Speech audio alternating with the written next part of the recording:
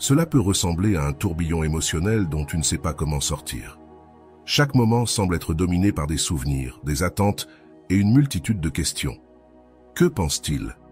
Pourquoi ne m'écrit-il pas? Est-ce que je compte pour lui? Mais ce schéma mental ne surgit pas de nulle part. C'est ici que tu dois faire une pause pour réfléchir à ce qui se passe réellement en toi. Selon Rolando, les pensées auxquelles nous nous accrochons sont le reflet de besoins émotionnels non satisfaits ou d'attentes que nous avons placés sur les autres, plutôt que sur nous-mêmes. Et cela change tout, car cela implique que le problème et la solution commencent en toi. D'abord, tu dois reconnaître que penser trop à quelqu'un n'est pas toujours lié à l'amour, comme on a tendance à le croire. Cela peut avoir des racines dans l'anxiété, l'insécurité ou même dans des schémas d'attachement que nous avons développés depuis l'enfance. Selon John Bowlby, créateur de la théorie de l'attachement, les liens précoces influencent la manière dont nous recherchons la sécurité émotionnelle dans nos relations adultes. Donc, si tu trouves difficile de cesser de penser à quelqu'un, cela pourrait être parce que tu cherches inconsciemment chez cette personne la validation que tu devrais t'offrir à toi-même. L'une des raisons pour lesquelles ces pensées deviennent si intenses, c'est parce que nous les nourrissons avec notre imagination et nos attentes.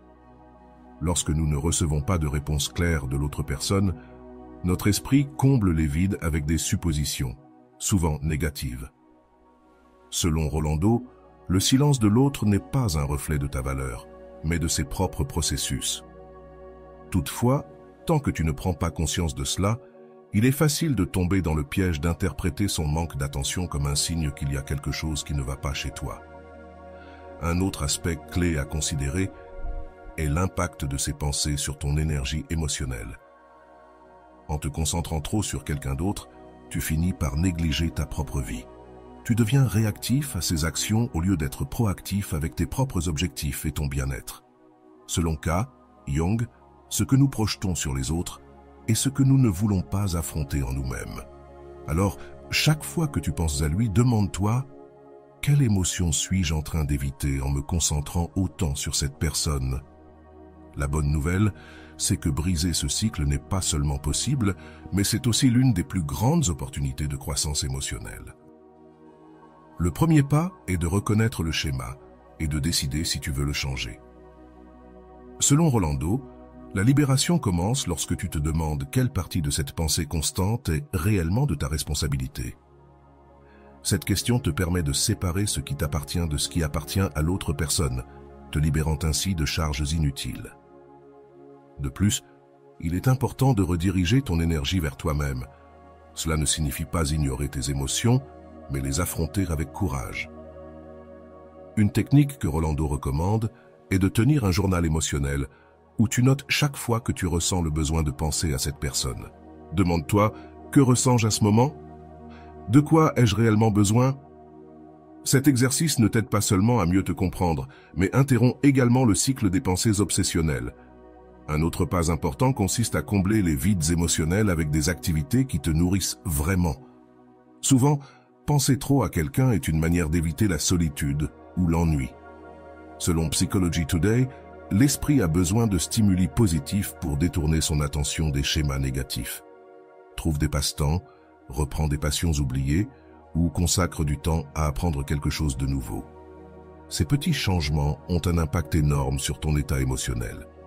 Avant d'aller loin, je te serais reconnaissant si tu mets un j'aime à la vidéo, cela m'aiderait à continuer de diffuser cette philosophie. Si tu n'es pas encore abonné, je te recommande de t'abonner et d'activer la cloche pour ne manquer aucune vidéo. Il est aussi essentiel d'apprendre à poser des limites mentales. Chaque fois que tu remarques que tu penses trop à lui, pratique l'art de te dire « stop ». Selon Rolando, les limites ne sont pas seulement physiques, elles sont aussi mentales. Apprendre à les établir avec tes propres pensées est un acte d'amour-propre. Utilise des affirmations comme « je mérite de me concentrer sur moi » ou « mon énergie est précieuse et je l'investis dans ce qui me fait grandir ». Ces phrases, bien que simples, reprogramment ton esprit vers une approche plus saine. Rappelle-toi que ce processus n'est pas linéaire. Il y aura des jours où tu te sentiras avancé et d'autres où les pensées reviendront avec force. Mais chaque étape compte. Selon Carl Rogers, la transformation personnelle ne se fait pas du jour au lendemain. c'est le résultat de petites décisions conscientes que tu prends chaque jour. Avec chaque décision que tu prends pour prioriser, tu es en train de construire une version plus forte et plus sûre de toi-même. Enfin, il est crucial de t'entourer de personnes qui te soutiennent dans ce chemin. Parle à des amis ou à ta famille qui t'écoutent sans te juger et qui t'aident à voir les choses sous un angle plus équilibré. Selon Rolando, l'environnement que tu choisis reflète la manière dont tu prends soin de toi. Choisis donc des relations qui t'enrichissent et non qui te vident. Et souviens-toi, ce processus ne consiste pas à oublier cette personne, mais à te rappeler qui tu es et ce que tu mérites vraiment. Penser constamment à un homme peut être une expérience accablante qui consomme ton énergie émotionnelle et mentale. Ce cycle de pensée répétitive est souvent alimenté par des émotions non résolues, des attentes non comblées ou une connexion émotionnelle intense que tu ne sais pas comment gérer. Selon Rolando, l'esprit ne se fixe pas sur ce qu'il comprend, mais sur ce qu'il ne peut pas résoudre. Cela signifie que chaque fois que tu te retrouves piégé dans ces pensées, ton esprit cherche des réponses ou une conclusion qu'il n'a pas pu obtenir. L'un des premiers pas pour aborder cette situation est de reconnaître ce qui se passe. Penser constamment à quelqu'un ne signifie pas toujours de l'amour. Cela reflète souvent un besoin de validation, d'attention ou même un vide émotionnel que tu essaies de combler. Selon Rolando, ce que nous ne résolvons pas à l'intérieur de nous, nous le projetons vers l'extérieur. Ainsi, la clé n'est pas de contrôler tes pensées, mais de comprendre ce qui les provoque. Parfois, ces pensées proviennent d'un sentiment d'incertitude. Peut-être que cette personne n'a pas clarifié ses intentions, ou peut-être que toi-même tu as des doutes sur ce que tu veux vraiment. Selon Rolando, l'incertitude est le terrain fertile où poussent les pensées obsessionnelles. Cette ambiguïté peut être difficile à supporter, mais elle est aussi une occasion de réfléchir à ce dont tu as besoin pour te sentir en sécurité et équilibré. Un autre facteur important à prendre en compte est la manière dont les pensées répétitives affectent ton estime de toi. Quand tu concentres toute ton attention sur quelqu'un d'autre, il est facile de perdre de vue ta propre valeur. Selon Daniel Brandon, l'estime de soi est la base de toute relation saine. Si tu te retrouves à trop penser à quelqu'un, il se peut que ce soit le moment de te demander « Est-ce que je priorise ses besoins par rapport aux miens ? Est-ce que je cherche en lui quelque chose que je devrais trouver en moi ?» Une stratégie puissante pour briser ce cycle est de rediriger ton énergie vers toi-même, plutôt que de passer ton temps et ton attention sur quelqu'un qui n'est pas présent dans ta vie de la manière dont tu en as besoin. Concentre-toi sur des activités qui te remplissent de satisfaction et de sens. Selon Rolando, investir dans ton développement personnel améliore non seulement ta vie, mais change aussi la manière dont les autres te perçoivent. En te concentrant sur toi, tu commences à projeter une énergie de sécurité et de confiance bien plus attractive. Il est aussi crucial d'apprendre à identifier les déclencheurs de ces pensées. Ce sont peut-être certains mots, lieux ou souvenirs qui te ramènent à penser à cette personne. Une fois que tu les as identifiés, tu peux commencer à travailler sur la manière de les gérer. Selon Psychology Today, la conscience est le premier pas pour changer n'importe quel schéma mental. Cela ne signifie pas éviter les déclencheurs, mais les affronter avec une nouvelle perspective. À mesure que tu avances dans ce processus, tu découvriras peut-être que beaucoup de tes pensées sont basées sur des suppositions, pas sur des faits. Peut-être que tu interprètes son silence comme du désintérêt ou son manque de contact comme un signe de rejet. Selon Rolando, l'interprétation erronée des actions des autres est l'une des principales sources de souffrance émotionnelle. Demande-toi, quelle preuve réelle ai-je pour soutenir ces pensées ? Tu te rendras souvent compte que tu crées des histoires dans ton esprit qui ne reflètent pas la réalité. La pratique de la gratitude peut aussi être un outil précieux. Quand tu te concentres sur ce que tu as plutôt que sur ce qu'il te manque, tu commences à changer de perspective. Selon une étude publiée dans la Harvard Business Review, la gratitude active des zones du cerveau liées au bonheur et à la satisfaction. Chaque fois que tu te retrouves à penser à cette personne, prends un moment pour réfléchir à quelque chose pour lequel tu es reconnaissant dans ta propre vie. Un autre aspect important est de comprendre que les pensées obsessionnelles ne se résolvent pas en luttant contre elles. Selon Carl Rogers, ce que tu résistes persiste. Au lieu d'essayer de bloquer ces pensées, permets-toi de les ressentir, puis redirige ton attention vers quelque chose qui te fait du bien. Cela réduit non seulement leur intensité, mais t'enseigne aussi à mieux gérer tes émotions. La patience avec toi-même est essentielle pendant ce processus. Changer un schéma mental ne se fait pas en un jour, et il est probable que tu auras des jours où tu te sentiras à nouveau piégé. Selon Rolando, la transformation personnelle n'est pas linéaire, mais chaque petit progrès est une victoire. Célèbre tes réussites, aussi petites soient-elles, et rappelle-toi que chaque pas compte. Enfin, entoure-toi d'un environnement qui te soutient dans ce chemin. Parle à des amis ou à ta famille qui peuvent t'offrir une perspective équilibrée et t'aider à rester concentré sur toi-même. Selon Psychology Today, un système de soutien solide est essentiel pour surmonter ce genre de situation. Un soutien solide peut faire la différence entre se sentir piégé et trouver une issue. Ce processus ne consiste pas seulement à arrêter de penser à quelqu'un, mais à redécouvrir ta propre valeur et à construire une vie qui reflète qui tu es vraiment. Lorsque tu réussiras cela, tu te rendras compte que tu n'as plus besoin que quelqu'un d'autre comble les vides, car toi-même tu seras devenu ta plus grande source de force et de satisfaction. Partage ton inspiration dans les commentaires. Ma paix n'est pas à vendre. Il est naturel que, lorsque tu penses constamment à quelqu'un, ton esprit cherche des réponses pour justifier cette focalisation. Souvent, cela se produit parce qu'il y a des émotions ou des besoins non résolus qui demandent de l'attention. Selon Rolando, les pensées qui persistent ne sont pas seulement des idées isolées. Elles sont la manière dont ton esprit te demande de faire face à ce que tu ressens réellement. Dans ce cas, cette personne peut être devenue un symbole de quelque chose de plus profond, une connexion émotionnelle, un désir non réciproque ou même une insécurité que tu n'as pas encore entièrement identifiée. Une erreur commune que l'on fait souvent est de croire que penser à quelqu'un de manière répétée signifie nécessairement de l'amour. Cependant, la réalité peut être différente. Bien souvent, ces pensées sont davantage liées à l'incertitude ou au manque de clarté dans une relation qu'à un véritable sentiment romantique. Le cerveau humain cherche des modèles et une clôture émotionnelle lorsque quelque chose reste inachevé. L'esprit a tendance à rester piégé. C'est pourquoi il est crucial de te poser la question: que veux-tu vraiment de cette personne et pourquoi t'y concentres-tu autant? L'ambiguïté émotionnelle peut être l'un des facteurs les plus importants derrière ces pensées persistantes. Lorsque tu n'as pas de clarté sur la place que tu occupes dans la vie de quelqu'un, ton esprit a tendance à remplir ses vides avec des hypothèses, souvent négatives. Selon Rolando, le manque de communication n'affecte pas seulement la relation avec l'autre, mais aussi ta relation avec toi-même, en alimentant le doute et l'insécurité. Au lieu de supposer, cherche des moyens d'obtenir de la clarté, que ce soit en communiquant directement ou en réfléchissant à tes attentes. Dans de nombreux cas, les pensées obsessionnelles sont une manière d'éviter de faire face à d'autres domaines de ta vie. Peut-être qu'il y a des aspects de ton travail, de ta santé ou de tes relations familiales que tu mets de côté, et te concentrer sur cette personne devient une distraction. Selon Cohn, lorsque nous n'affrontons pas nos ombres intérieures, nous les projetons sur les autres. C'est un moment parfait pour te demander: qu'est-ce que j'évite en pensant autant à cette personne?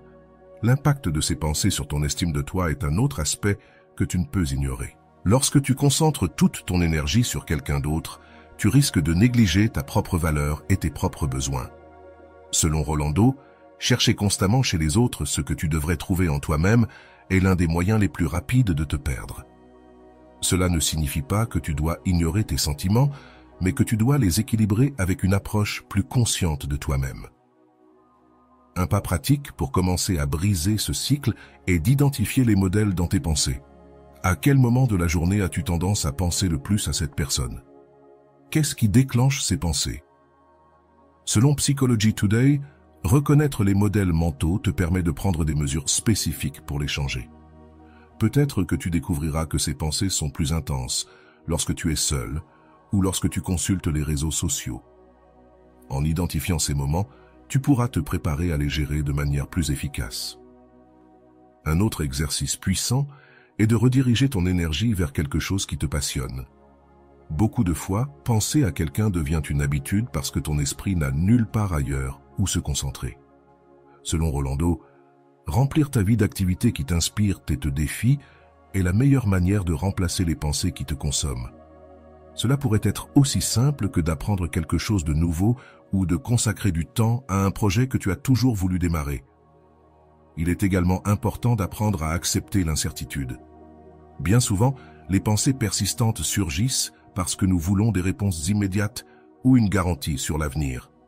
Cependant, la vie offre rarement cette certitude. Selon Carl Rogers, la véritable liberté émotionnelle provient d'accepter que nous ne saurons pas toujours ce qui vient après. Pratique la patience envers toi-même et souviens-toi que tu n'as pas besoin de tout résoudre immédiatement. À mesure que tu travailles sur toi-même, tu remarqueras également que tu commences à poser des limites plus claires, tant avec les autres qu'avec toi-même. Chaque fois que tu te surprends à penser trop à cette personne, fais une pause et demande-toi « Est-ce que cela m'aide ou est-ce que cela me freine ?» Selon Rolando, apprendre à dire non à tes propres pensées est un acte d'amour propre. Cette habitude ne réduira pas seulement l'intensité de ces pensées, mais renforcera aussi ta capacité à te concentrer sur ce qui compte vraiment. Enfin, rappelle-toi que ce processus est un chemin, pas une destination. Il y aura des jours où tu te sentiras que tu avances et d'autres où tu auras l'impression de reculer, mais chaque petit pas compte.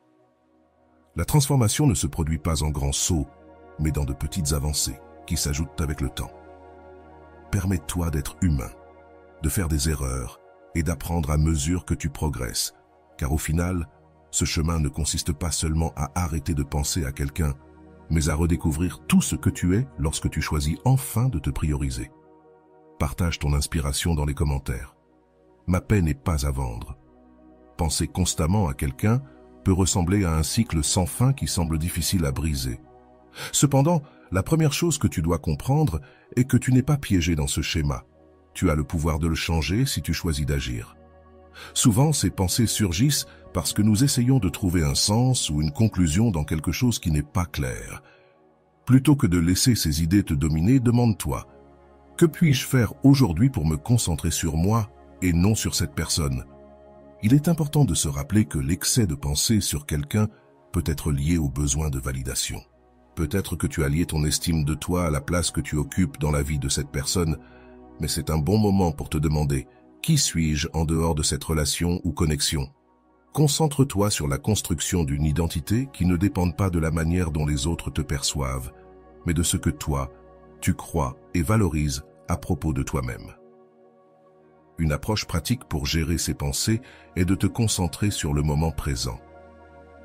Bien souvent, penser à quelqu'un provient du fait de raviver le passé ou d'anticiper l'avenir, ce qui te déconnecte de l'ici et maintenant.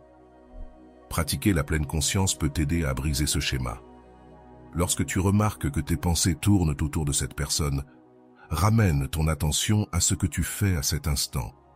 Que ce soit travailler, lire ou simplement respirer. La qualité de tes relations avec toi-même influe également sur la manière dont tu gères ces pensées. Demande-toi si tu consacres suffisamment de temps et d'énergie à tes propres intérêts, objectifs et besoins. Si ce n'est pas le cas, c'est le moment idéal pour commencer. Reprendre quelque chose que tu as toujours voulu apprendre ou améliorer peut être une étape importante pour te recentrer sur toi-même. Il est normal de ressentir que ces pensées apparaissent plus fortement lorsque tu es seul ou lorsqu'il y a un silence dans ta vie. Cependant, la solitude n'est pas quelque chose à éviter. C'est plutôt une opportunité pour réfléchir et grandir.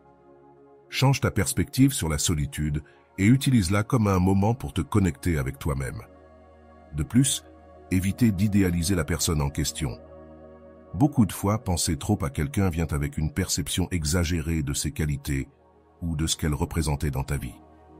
Sois honnête avec toi-même sur qui est réellement cette personne et sur si tu exagères son impact sur ton bonheur. Cela t'aidera à remettre les choses en perspective.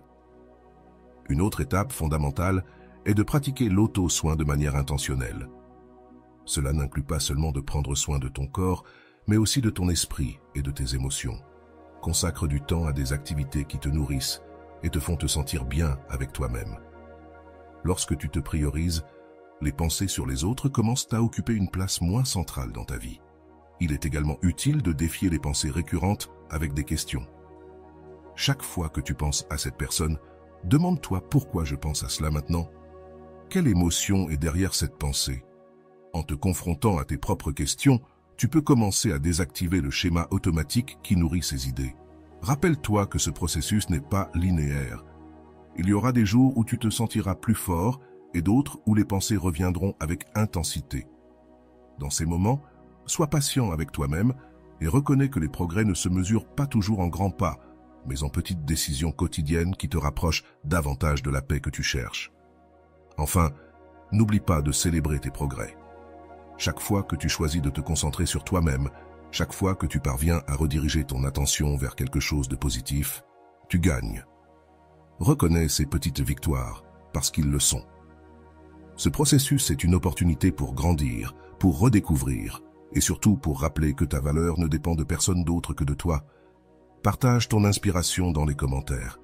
Ma paix n'est pas en vente. Lorsque tu arrives à l'étape où tu décides de creuser dans le pourquoi de tes pensées constantes envers quelqu'un, tu fais un pas fondamental vers ta propre croissance. Souvent, ces pensées n'ont pas tant à voir avec l'autre personne qu'avec toi-même. Elles sont liées à des émotions non résolues, à des vides que tu n'as pas comblés ou à des attentes que tu as placées sur l'autre.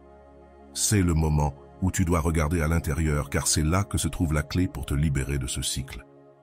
D'abord, tu dois accepter qu'il est normal de ressentir ce que tu ressens. Souvent, nous nous punissons pour trop penser à quelqu'un, croyant que cela signifie faiblesse ou dépendance. Cependant, ce qui importe réellement, ce n'est pas le fait que tu penses à cette personne, mais comment tu choisis de gérer ces pensées. Selon Rolando, accepter tes émotions est la première étape pour les transformer. Alors, arrête de lutter contre ce que tu ressens et commence à l'explorer. Une des raisons pour lesquelles ces pensées persistent est que tu cherches des réponses ou une clôture émotionnelle. Réponses qui probablement ne viendront pas de la manière que tu espères. Peut-être que cette personne n'a pas les réponses dont tu as besoin, ou peut-être qu'elle les a, mais ne les partage pas. Dans tous les cas, la solution ne se trouve pas en eux, mais en toi. En prenant le contrôle de ta narration émotionnelle, tu peux commencer à trouver tes propres réponses et ta propre clôture. Il est important de comprendre que ces types de pensées sont souvent alimentés par l'idéalisation. Peut-être que tu vois cette personne comme la solution à tes problèmes, ou comme quelqu'un de parfait qui peut combler tous les vides dans ta vie. Mais la réalité est que personne n'est parfait. Et placer quelqu'un sur un piédestal ne fait que t'éloigner de la vérité. Réfléchis. Vois-tu cette personne telle qu'elle est ou telle que tu voudrais qu'elle soit? C'est une question cruciale qui peut t'aider à changer ta perspective. Un autre pas important est d'apprendre à séparer tes émotions des faits. Souvent, les pensées répétitives sont pleines de suppositions et de conclusions qui ne sont pas basées sur la réalité.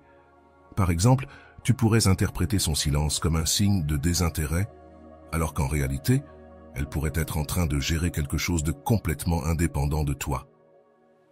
Remets en question tes propres conclusions et cherche des preuves avant de leur accorder trop d'importance. La patience avec toi-même est essentielle dans ce processus. Tu ne peux pas changer un schéma mental du jour au lendemain, et c'est normal que cela prenne du temps. L'important est que tu travailles dessus en faisant de petits pas chaque jour pour reprendre le contrôle de ton esprit et de tes émotions. Selon Rolando, les progrès ne sont pas toujours visibles, mais cela ne signifie pas qu'ils n'ont pas lieu. Fais confiance au processus et continue d'avancer. Pendant que tu travailles là-dessus, il est utile de te concentrer sur des activités qui t'apportent de l'énergie positive. Cela peut être aussi simple que sortir marcher, lire un livre inspirant ou consacrer du temps à un hobby que tu apprécies.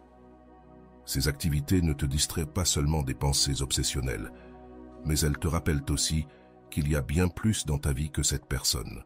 Il est également important de t'entourer de personnes qui te soutiennent et t'aident à maintenir une perspective équilibrée.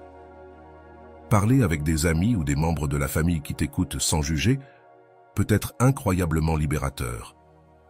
Ils peuvent t'offrir une vision plus objective de la situation et te rappeler ta valeur quand tu l'oublies. À mesure que tu avances, tu commenceras à remarquer des changements subtils dans ta mentalité. Peut-être que les pensées sur cette personne continueront de surgir, mais elles n'auront plus le même pouvoir sur toi. À chaque fois que tu choisis de rediriger ton attention vers quelque chose de positif, tu renforces ta capacité à gérer tes émotions de manière saine. C'est un signe clair que tu récupères ton contrôle. Une stratégie utile pour gérer ces pensées est de pratiquer la gratitude. Plutôt que de te concentrer sur ce qui te manque, ou sur ce que tu souhaiterais que cette personne fasse, concentre-toi sur ce que tu as. Remercie pour les choses positives dans ta vie, aussi petites soient-elles. Ce changement de perspective peut transformer complètement ton état émotionnel et t'aider à voir les choses sous un angle plus positif. Enfin, souviens-toi que ce processus ne consiste pas à oublier cette personne, mais à te rappeler à toi-même. C'est un voyage vers la compréhension de soi, la valorisation de soi et la croissance personnelle. Et bien que cela puisse être difficile, c'est l'un des plus grands cadeaux que tu puisses te faire. Chaque pas que tu fais sur ce chemin te rapproche de la paix et de l'équilibre que tu mérites. Si la vidéo te plaît, écris dans les commentaires « Ma paix n'est pas en vente ». L'esprit a une capacité surprenante à s'accrocher à ce qu'il ne peut résoudre, et c'est pourquoi il est si courant que les pensées sur quelqu'un persistent, même quand nous ne le voulons pas. Ce que tu dois comprendre, c'est que tu n'es pas piégé dans ce cycle. Tu as le pouvoir de changer la narration à chaque fois que ton esprit revient à cette personne. Tu es face à une opportunité de creuser dans ce dont tu as vraiment besoin et de recentrer ton attention sur toi-même. Un pas important est de commencer à reconnaître les moments où ton esprit s'active avec ses pensées. C'est souvent à la fin de la journée, quand tu es seul, ou après avoir vu quelque chose qui te rappelle cette personne. Identifier ces schémas est essentiel, car cela te permet d'agir avant que les pensées ne te consument. Par exemple, si tu sais que ces moments de solitude sont les plus difficiles, cherche des activités qui te maintiennent occupé et connecté avec toi-même. Un autre exercice puissant est d'apprendre à remettre en question tes propres pensées. Chaque fois que tu te retrouves à penser à ce que cette personne pourrait être en train de faire ou ressentir, demande-toi, est-ce que cette pensée m'est utile en ce moment? Souvent, tu réalises que non. Et rien qu'en le reconnaissant, tu fais un pas vers la libération. Il est courant qu'en pensant à quelqu'un, nous idéalisons les interactions ou les moments partagés. Cependant, cela peut être trompeur car notre esprit a tendance à se souvenir du positif tout en minimisant les aspects négatifs. Réfléchis. Vois-tu l'image complète de la relation ou seulement les parties que tu souhaites te rappeler? Cette honnêteté envers toi-même est essentielle pour avancer. Parfois, ces pensées persistantes sont aussi liées à un sentiment de perte, pas nécessairement de la personne, mais de ce qu'elle représentait pour toi. Peut-être que cette personne symbolisait une étape de ta vie, un espoir, ou même une idée de toi-même que tu sens maintenant disparue. Reconnaître cela t'aide à séparer la personne des significations que tu lui as attribuées, te permettant ainsi de te concentrer sur ce que tu as vraiment besoin de guérir. Il est essentiel d'apprendre à établir des limites avec toi-même. Lorsque tu réalises que tu investis trop de temps et d'énergie mentale dans quelqu'un, fais une pause consciente. Tu peux te dire, je vais consacrer 5 minutes à y penser, puis rediriger mon attention. Ce type de limite ne t'aide pas seulement à mieux gérer tes pensées, mais il renforce aussi ta capacité à prioriser ton bien-être. Consacrer du temps à explorer tes propres intérêts est une manière efficace de changer de perspective. Peut-être qu'il y a quelque chose que tu as toujours voulu apprendre ou faire, mais que tu as repoussé. Maintenant, c'est le moment de prioriser ces activités. En le faisant, tu remplis ton temps de manière productive et tu reconstruis une identité qui ne dépend de personne d'autre. Le soin de soi joue également un rôle crucial dans ce processus. Consacre du temps à prendre soin de ton corps et de ton esprit. Cela peut inclure l'exercice, le sommeil, la méditation ou la pratique de techniques de respiration consciente. Lorsque tu prends soin de toi, tu envoies un message clair. Tu es une priorité dans ta propre vie et cela change tout. Il est aussi important de se rappeler que les pensées ne définissent pas qui tu es. Le fait de penser constamment à quelqu'un ne signifie pas que tu es faible ou que tu échoues d'une manière ou d'une autre. Ces pensées sont un signe qu'il y a quelque chose dans ta vie qui a besoin d'attention. Et c'est normal de prendre du temps pour explorer ce que c'est. Avec le temps, tu remarqueras qu'en investissant davantage en toi-même, ces pensées commencent à perdre de leur intensité. Ce n'est pas qu'elles disparaissent magiquement, mais elles cessent d'avoir le contrôle sur tes émotions et tes actions. C'est un changement puissant, car cela te rend le pouvoir que tu avais peut-être perdu. Enfin, ne sous-estime pas l'impact de célébrer tes progrès. Chaque fois que tu choisis de te concentrer sur toi, chaque fois que tu choisis de prioriser ton bien-être plutôt que les pensées obsessionnelles, tu avances. Reconnais ces moments comme des victoires car ce sont des victoires. Ce chemin n'est pas facile, mais il est profondément transformateur, et chaque étape que tu franchis te rapproche de la version de toi-même que tu veux être. Partage ton inspiration dans les commentaires, ma paix n'est pas en vente. Penser constamment à quelqu'un peut sembler une lourde charge, mais c'est aussi une opportunité pour approfondir ton autoconnaissance. Au lieu de te punir pour ces pensées, essaie de les voir comme un signe qu'il y a quelque chose en toi qui a besoin d'attention. Peut-être une émotion non exprimée, une peur non affrontée, ou même un désir que tu n'as pas encore complètement reconnu. Faire face à ces pensées observées avec curiosité, plutôt qu'avec jugement, peuvent changer complètement ta perspective. Lorsque tu te trouves pris dans ce cycle, prends un moment pour respirer et revenir au présent. Souvent, nos pensées nous ramènent au passé, ravivant des moments que nous ne pouvons plus changer, ou au futur, anticipant des scénarios qui peut-être ne se réaliseront jamais. Pratiquer la pleine conscience, en te concentrant sur ce qui se passe ici et maintenant, peut être un outil puissant pour rompre ce schéma et revenir à un état de calme. Il est aussi essentiel de créer un environnement qui t'inspire et te soutienne durant ce processus. Entoure-toi de personnes qui te soutiennent et t'aident à voir ta propre valeur, surtout lorsque tu te sens vulnérable. Cela peut faire une grande différence. Ces connexions positives agissent comme des rappels que tu n'es pas seul et que ton bien-être est important. Dans ce cheminement, la patience envers toi-même est essentielle. Il y aura des jours où tu te sentiras avancer, et d'autres où il semblera que tu recules, mais chaque petit pas compte. Même les jours difficiles sont des opportunités pour apprendre quelque chose de nouveau sur toi-même et renforcer ta résilience émotionnelle.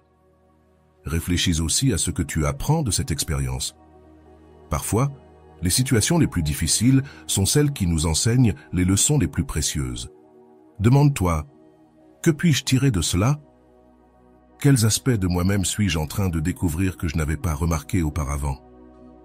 Ces questions ne t'aident pas seulement à donner un sens à l'expérience, elles te permettent aussi de grandir. Souviens-toi que c'est bien de demander de l'aide si tu sens que ces pensées affectent ton bien-être. Parler avec un thérapeute ou un mentor peut te fournir des outils supplémentaires pour gérer tes émotions et clarifier ton esprit. Chercher du soutien n'est pas un signe de faiblesse, mais de force et de détermination pour améliorer ta vie. En outre, commence à visualiser la vie que tu veux pour toi, indépendamment de cette personne. Fais une liste de tes objectifs, rêves et aspirations. Réfléchis à ce que tu dois faire pour construire cette vie et commence à prendre des mesures pour y parvenir. Cette approche t'aide à reprendre le contrôle et à diriger ton énergie vers quelque chose de positif.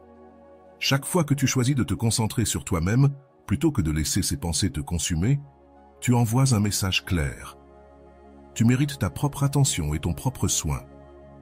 Ce changement de mentalité ne transforme pas seulement la façon dont tu te sens, il transforme aussi la manière dont tu te connectes avec les autres. Tu te positionnes comme une personne forte, consciente et concentrée. Enfin, célèbre tes progrès, aussi petits soient-ils. Chaque jour où tu choisis de prioriser et chaque fois que tu réussis à rediriger ton attention, tu renforces ta confiance en toi et tu construis une relation plus saine avec toi-même.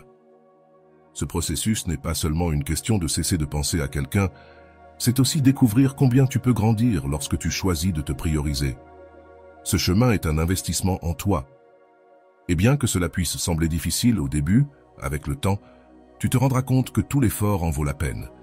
Car à la fin, il ne s'agit pas de cesser de penser à quelqu'un d'autre, mais de te rappeler que tu es suffisant et que tu mérites une vie pleine de paix, de sens et d'authenticité.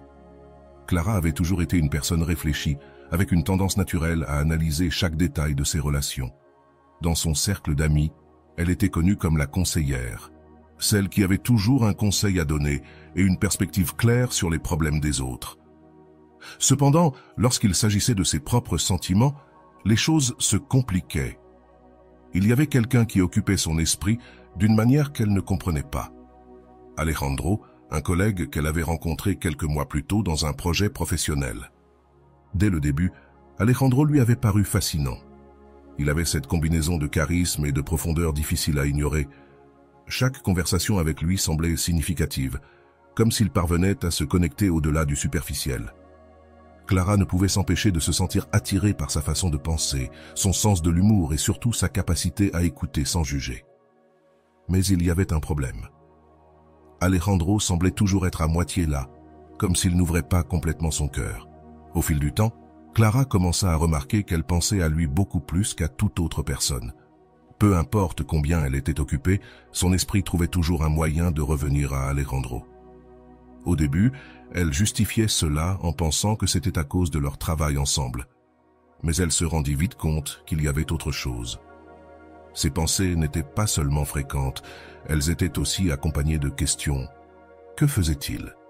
Pensait-il à elle de la même manière? Il y avait quelque chose qu'elle ne voyait pas. Un après-midi, après une longue journée au bureau, Clara décida de sortir se promener pour clarifier ses pensées.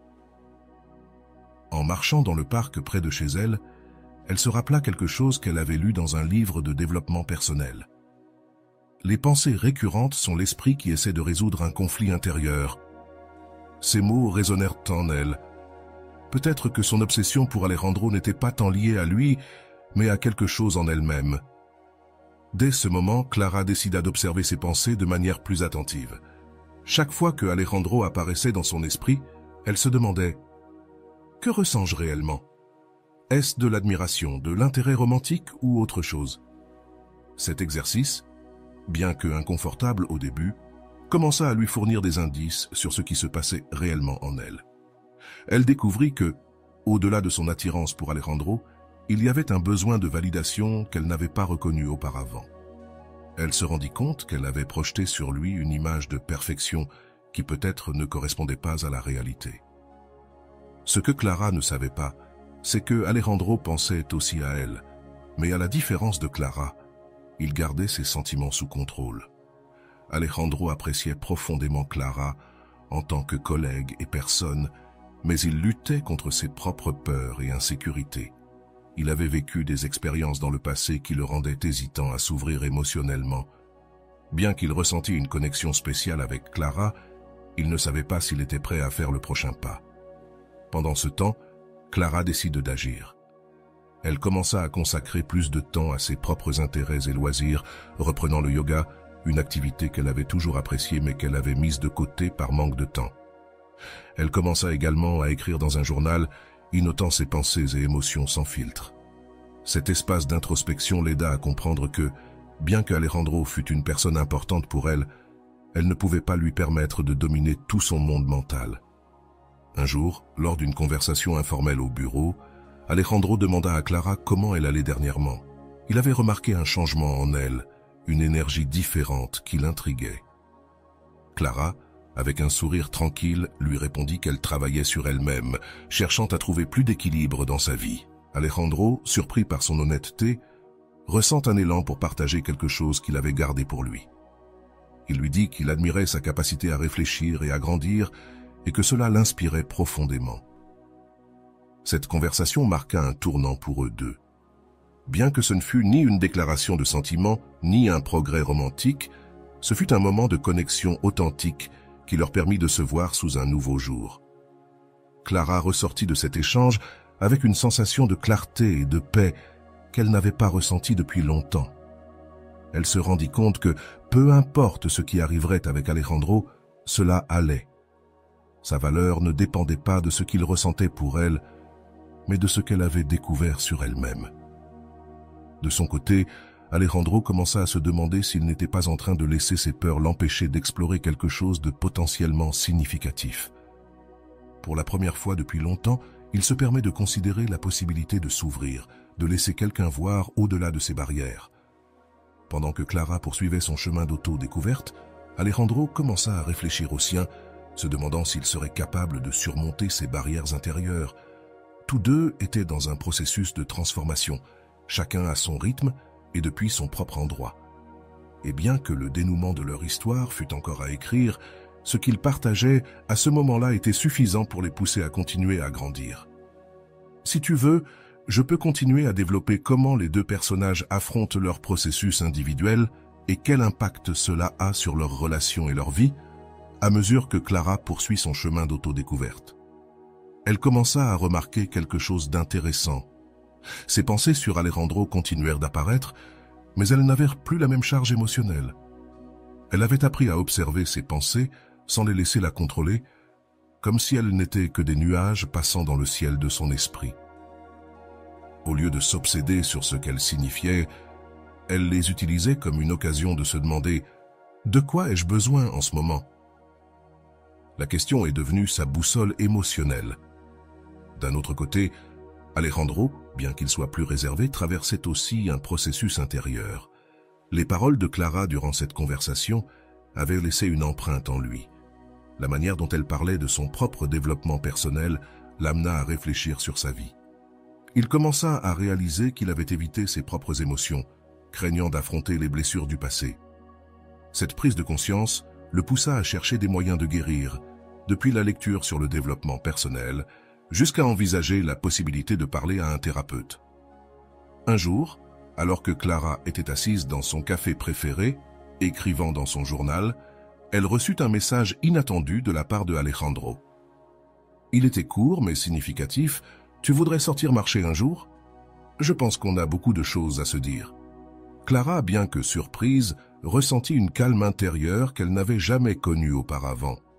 Au lieu de se réjouir de manière démesurée ou de s'inquiéter de ce que cela pourrait signifier, elle répondit simplement « Bien sûr, fais-moi savoir quand cela t'arrange. » Lorsqu'ils se rencontrent finalement, la conversation s'engage naturellement. Alejandro, bien que nerveux, décida de s'ouvrir plus qu'il ne l'avait fait avec quiconque depuis longtemps. Il lui parla de ses peurs, de ses doutes et de la manière dont il admirait la façon dont elle avait pris le contrôle de sa vie. Clara, pour sa part, écouta attentivement, sans juger ni tenter de combler les silences. Ce fut un échange sincère qui leur permit de se voir sous un jour plus authentique. À partir de ce jour-là, leur relation commença à se transformer. Ce n'était plus un lien basé sur des attentes non dites ou des projections, mais sur une véritable connexion, honnête. Clara continuait à privilégier son développement personnel, veillant à ce que sa vie ne tourne pas uniquement autour de Alejandro. Lui, de son côté, apprenait à être plus conscient de ses émotions et à exprimer ce qu'il ressentait réellement. Tous deux étaient sur le même chemin, mais respectaient les rythmes individuels de l'autre. Avec le temps, Clara se rend compte que son processus de penser moins à Alejandro n'avait pas été une tentative de l'éloigner, mais de se retrouver elle-même. Et dans cette rencontre avec elle-même, elle avait découvert une version d'elle plus forte, plus sûre d'elle, et plus capable d'aimer de manière authentique. Alejandro, en voyant cette transformation, ne pouvait s'empêcher de se sentir inspiré. L'admiration qu'il ressentait pour Clara ne venait pas seulement de ce qu'elle lui offrait, mais de qui elle était. Cependant, la vie ne suit pas toujours un chemin linéaire, et il le savait. Il y eut des moments de doute, des conversations difficiles et des situations où leurs anciennes peurs tentèrent de refaire surface. Mais chaque fois que cela se produisait, ils se souvenaient de ce qu'ils avaient appris, que le respect mutuel et l'honnêteté étaient la base de toute relation solide. Au lieu de cacher leurs émotions, ils les partageaient. Au lieu de fuir les défis, ils les affrontaient ensemble. La fin de leur histoire ne se résumait pas à un « ils vécurent heureux pour toujours » dans le sens traditionnel, mais à quelque chose de beaucoup plus profond. Chacun avait trouvé chez l'autre non seulement un compagnon, mais un miroir qui reflétait leurs propres forces et zones de croissance. Clara savait que sa vie serait épanouie avec ou sans Alejandro, et cette certitude rendait leur lien si spécial. Alejandro, de son côté, avait découvert que s'ouvrir n'était pas une faiblesse, mais un acte de courage qui lui permettait de construire quelque chose de réel. Un après-midi ensoleillé, alors qu'ils se promenaient ensemble dans le parc où Clara avait l'habitude de réfléchir, Alejandro lui prit la main et lui dit « Merci d'être toi, de m'avoir montré que je n'ai pas besoin d'avoir toutes les réponses pour grandir et que le vrai changement commence quand on décide de se confronter à soi-même. » Clara sourit avec la même calme qu'elle avait cultivée tout au long de son processus et répondit « Et merci à toi de m'avoir rappelé que les connexions authentiques n'ont pas besoin d'être parfaites, juste sincères. » Ce jour-là, bien qu'aucun d'eux ne sache exactement ce que l'avenir leur réservait, ils étaient en paix avec le présent. Et à ce moment-là, ils comprirent que leur histoire, plus que d'être à propos de l'autre, était à propos d'eux-mêmes, du pouvoir de se transformer, de grandir et de construire quelque chose qui naît de l'intérieur. L'histoire de Clara et Alejandro est un reflet de la manière dont les relations, même dans leur complexité, peuvent être une porte vers l'autoconnaissance et la transformation personnelle. D'un point de vue psychologique, nous pouvons observer que les deux personnages ont affronté des processus qui allaient au-delà de la relation qu'ils partageaient. Clara découvrit que ses pensées persistantes n'étaient pas vraiment à propos d'Alejandro, mais des insécurités et besoins émotionnels qu'elle devait résoudre en elle-même. Son chemin vers l'introspection et l'auto-soin lui permettait de redéfinir l'importance d'Alejandro dans sa vie, non pas comme un centre, mais comme une connexion complémentaire à sa propre croissance. Alejandro, de son côté, affronta ses propres barrières émotionnelles. Sa résistance initiale à s'ouvrir n'était que le reflet de blessures non guéries et de peurs accumulées au fil du temps. En voyant l'exemple de Clara, il comprit que grandir ne signifie pas éliminer les émotions difficiles, mais les accepter et apprendre à travailler avec elles.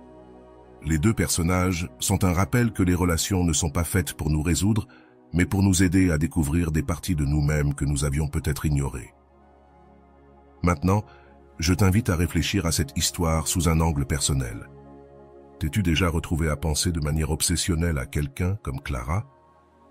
Quelles émotions crois-tu qui se cachent derrière ces pensées? Peux-tu identifier quels aspects de toi-même tu projettes sur l'autre personne? Ces questions ne cherchent pas des réponses rapides, mais t'invitent à explorer plus profondément tes émotions et tes besoins. Que se passerait-il si, au lieu de te concentrer sur changer la relation avec cette personne, tu te concentrais sur améliorer ta relation avec toi-même? C'est un changement de perspective qui pourrait tout changer. D'autre part, si tu t'identifies davantage à Alejandro, demande-toi quelle peur ou expérience passée pourrait bloquer tes connexions présentes. Y a-t-il quelque chose que tu ne t'es pas permis d'exprimer ou de travailler? Qu'est-ce que cela signifierait pour toi de t'ouvrir, non seulement aux autres, mais à toi-même? Souviens-toi que la croissance n'est pas une destination finale, mais un processus continu. Quel petit pas pourrais-tu faire aujourd'hui pour commencer ce chemin? Nous voulons savoir ce que toi tu en penses. Quelle partie de cette histoire ou analyse t'a le plus touché? Quelles émotions cela a-t-il éveillé en toi? Comment gérerais-tu des situations similaires dans ta vie? Partage tes pensées dans les commentaires. Tes expériences et réflexions n'enrichissent pas seulement cette conversation, mais peuvent aussi inspirer d'autres personnes qui traversent des processus similaires. Parce qu'en fin de compte, grandir est un chemin que nous ne parcourons jamais seuls, et chaque pas que nous faisons contribue à un changement positif en nous et autour de nous. Et voilà, j'espère que vous avez trouvé beaucoup de valeur dans cette vidéo.